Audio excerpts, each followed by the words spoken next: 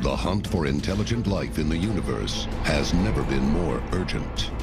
Rapid advances in science and technology have given mankind unprecedented access to distant galaxies that could harbor life, and the galaxies of subatomic particles that make up the entirety of life itself. Now that we have the power to understand our place in the universe on a fundamental level, one question remains: are we alone? And if extraterrestrial life exists, where is it? I believe they are there. The big question is whether or not that they have come here. Join us as we investigate evidence of an alien presence in the universe and here on Earth.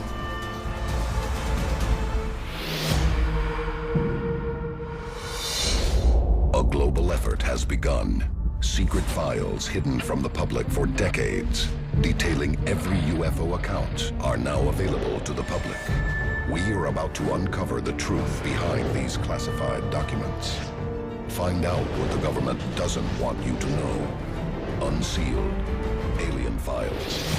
Exposing the biggest secret on planet Earth. Scientists around the world are hunting the universe for signs of intelligent life. But where are they looking? And why? If there's other life out there in the universe, which I'm sure there is, it's only a matter of time before we find them. Basically, this is going to happen one of two ways. Either they'll come to us and it will be beyond any dispute. There will be sort of landing on the White House lawn, spaceships in orbit over all major cities, whatever form it takes. Or, if it doesn't happen that way, we'll go out and find them. When we look at the stars for life or intelligent life that is budded on another planet, we look, number one, for Earth-like planets. And what we've realized in the last couple of decades is that nearly every star in the sky probably has a string of planets very much like our solar system. So you would look for a rocky inner planet, and this is the critical thing. It should be probably in the so-called Goldilocks zone, which is that part of a solar system where the temperature would be neither too hot nor too cold, and where water, this is the critical thing, would be able to exist in liquid form. I believe that by the sheer numbers alone, the odds of another civilization being out there are pretty astronomical. It's only a matter of time before we find kind of Earth 2, so to speak. And recent studies suggesting there might not be hundreds or thousands, but millions or even billions of worlds like our own out there, billions of Earths, suggests to me that the universe should be absolutely swarming with life. It's one thing to look for simple organisms, but how can scientists search for advanced extraterrestrial civilizations? Many scientists are looking at the phenomenon known as a black hole, a vortex where a huge amount of matter has collapsed in on itself, creating such an extreme force of gravity that nothing can escape it, not even light. Some of the people who say, where do we look, say the real smart civilizations will migrate to near the black hole. So if you look for the black hole, that's where you might find aliens. Not in it, but close enough to it to mine somehow the energy. Using a black hole as fuel is far beyond our technological capability. But there is another more prevalent type of universal energy, much closer to home. Unsealed case file. The Sun. March 12, 2012. NASA's Solar Dynamics Observatory captures stunning pictures of a giant orb that appears to be detaching from the surface of the sun and shooting out into space. A lot speculate this is an alien spaceship, that this is something that's using our sun to power their ship like a gas station. Stop, fill up, and away they go. NASA claims the object is a little understood phenomenon called a prominence, and how they arise on the surface of the sun makes them appear otherworldly. One of the biggest problems I have with this discovery is the sheer size of what this phenomena is. When you compare the size of Earth to the sun, You're talking about a very small dot, maybe even a marble compared to this gigantic sun, this star that gives us life here on Earth. When you look at this video and you see the sun, this object is a considerable size. This would have to be the size of multiple Earths all put together. Even NASA say they don't really understand what these filaments would be. So I think what this tells us is whatever we think this thing is, alien spaceship or natural phenomenon, it tells us that the universe has some big surprises in store for us, and that everything we think we know, we may have to rethink and learn a whole new physics. Coming up, we visit one of Earth's closest planetary neighbors and investigate why many consider it to be alien territory. This is Unsealed, Alien Files. Welcome back to Unsealed Alien Files. The hunt for alien life in the universe has taken huge leaps forward, with new advances in physics, telescopes, and communications. But perhaps the most important breakthrough has come from developments in the aerospace industry. I believe it's inevitable that the human race will conquer long-term spaceflight, but you're going to have to figure out what you're willing to sacrifice. Are we talking about a 10-year flight? Are we talking about a 10-week flight? Or are we talking about a 10,000-year flight to get to another solar system in general? So we have to figure out what we're willing to do to achieve that long-term space flight.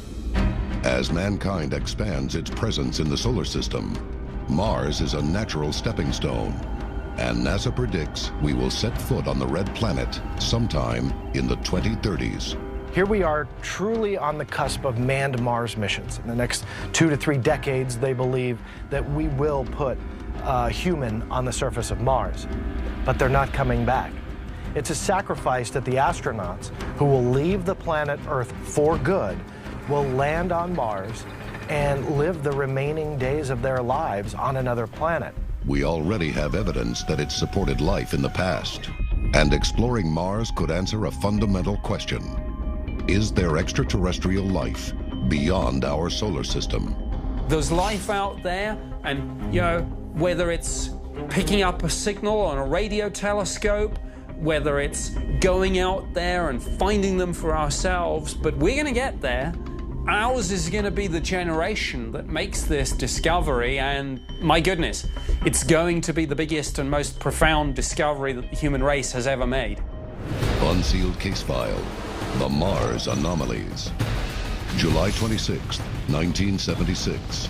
The Viking 1 spacecraft is 1,000 miles above Mars and scanning the surface for a place to send the Viking 2 lander down to the Red Planet.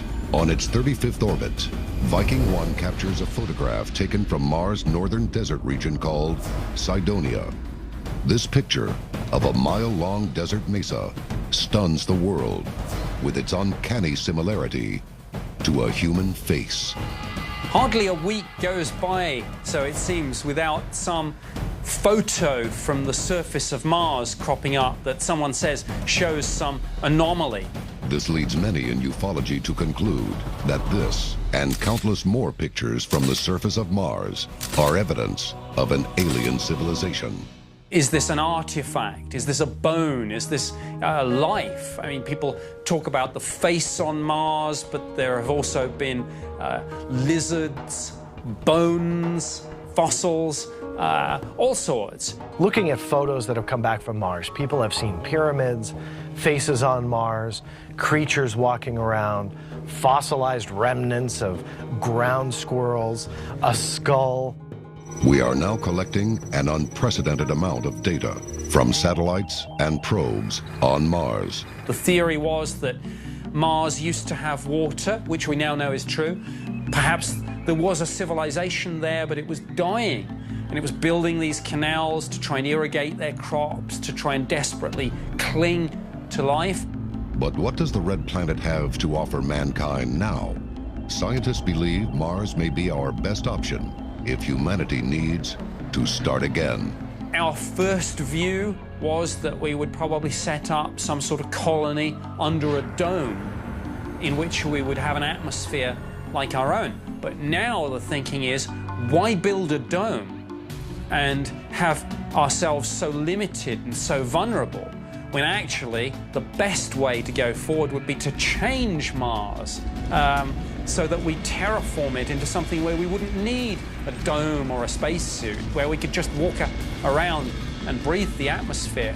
NASA has studied how Mars could be terraformed using our current technology and suggests that it's complicated but possible. The process would begin by releasing greenhouse gases into the Mars atmosphere. The effect would be to raise the planet's surface temperature to a livable level, melt polar ice caps to provide water, and plant trees to produce oxygen. We know for a scientific fact that Earth will die. Everybody here on the planet Earth will cease to exist. And so we have to figure out how to get off this planet. Up next, our search for alien life turns to Earth and a UFO wave in the South Pacific that many ufologists believe may be evidence of time travel. This is Unsealed, Alien Files. Welcome back to Unsealed, Alien Files. The search for extraterrestrial life extends from our own planetary neighborhood deep into the cosmos. But some scientists believe that to find alien life, we need to rethink our concept of time and look no farther than our own backyard. Unsealed Case File, the Papua New Guinea Wave. June 26th and 27th, 1959. Boyanai, Papua New Guinea. Reverend William Gill is a respected educator and ordained priest, teaching in Papua New Guinea. On the night of June 26th, he and 38 other witnesses see a light descend from the clouds and a large object that he later refers to as a mothership. The mass sightings that took place in Papua New Guinea in 1959 were compelling and actually a little disturbing. The main witness was a missionary called Father Gill, and together with a number of locals, they saw UFOs over a period of several weeks, and there were probably 20, 30, 40, 50 sightings. Reverend Gill describes the UFO as disc-shaped, with a wide base and landing gear. On one of the occasions, Father Gill reported a craft where he said there was what appeared to be almost a viewing deck on top of this thing, where he saw strangely humanoid entities which almost appeared to be looking at us. In a spontaneous gesture, Reverend Gill stretches his hand to wave, and he claims that the beings on the spaceship wave back. He wasn't the only witness. There were about 5 other ones, including a teacher, that saw these humanoid beings on top of a UFO above them. Copies of Reverend Gill's own report were distributed to members of Australia's parliament. But in the end, Air Force authorities dismissed the incident. And you can almost understand an alien spaceship with aliens in. But if you see something with beings that are so similar to us that they're indistinguishable, it is almost the most disturbing thing of all. I mean, because you ask yourself, who are these people? What do they want? Why do they look so like us? The sighting is so important that 13 years later, famous American UFO investigator Dr. Allen Hynek decides to re-examine the evidence. Dr. J. Allen Hynek was a scientist who headed Project Blue Book. He started off as a pretty big skeptic, pretty much a debunker. He thought every UFO case that was out there was explainable. But as he saw more and more, and he talked to more witnesses, and he understood a little bit more about the phenomena, he was a skeptic debunker turned believer. For him to say so many years after the event that this is important, and he flew out there and he interviewed some of the witnesses, this tells me that this was a case of almost unique interest and importance in the whole history of the UFO phenomenon. Hynek is mostly interested in the eyewitness claims that the aliens looked human. One possible reason why this disturbs people so much, and it's a motif that one sees in science fiction, is infiltration. I guess the classic sci-fi series is The Invaders, but the idea that we have aliens in human form, perhaps slowly bringing their people down, getting them into key positions of power. Some speculate that the case in New Guinea is proof that the human race is being visited not necessarily by an alien race that comes from another solar system or another planet, but rather it's ourselves. It's the human race coming back in time to revisit its infant self, to look down at their civilization 1,000, 50,000, even 100,000 years prior to when they are. Could the Papua New Guinea UFO incident be humans from the future? I believe that if we are being visited and these UFOs are not our Earth-based technology, that it's probably an alien civilization that comes from the stars. But the fun thing about this is we simply don't know. Science is proven wrong all the time. And how can you fight them if you don't know who they are? Your family, your friends, your neighbors, your scientific figures, your political leaders, your religious leaders. I mean, what if all these people are actually aliens? I mean, it sounds crazy. Any civilization with the technology to travel between the stars probably has the technology to disguise itself effectively. So maybe it's not a question of, going out and looking for them. Maybe they are already here. Coming up, we investigate the possibility that humans and aliens may be one and the same.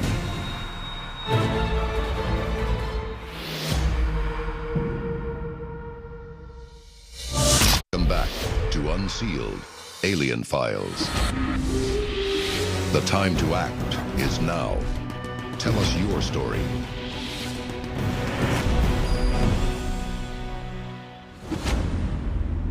While some search for extraterrestrials in deep space, encounters reported with humanoid beings have many in the UFO community wrestling with a paradox. Are extraterrestrials human beings from the future? It's definitely possible that if a biological life form started evolving on another planet with Earth-like conditions on an Earth-like planet in a solar system that is like ours, that the theory of evolution will probably prove true, that they will look very similar to us. Recently, an expert in computational genomics decided to find out. Dr. Alan Kwan at Washington University conducted an intriguing study where he speculated about the future of the human race. And he said, well, we often look back, but what if we look forward, maybe 100,000 years? What might human beings look like?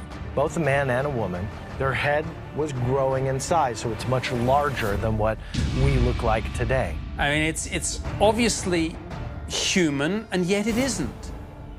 Many UFO researchers have seen these physical characteristics before. If you go forward not 100,000 years, but 1 million, is that image going to actually be the image of a grey alien that would be familiar to every sci-fi fan and ufologist on the face of the planet? And that leads us to a possibility. Are the greys actually not aliens at all, but us?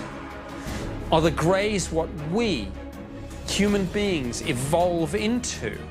Could our genetic makeup be universally connected?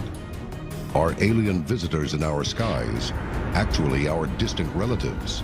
People often talk about the search for aliens. Well, maybe we've already found them. Maybe they're already here. Maybe if they are us, we are the aliens. This is Unsealed, Alien Files, exposing the biggest secret on planet Earth.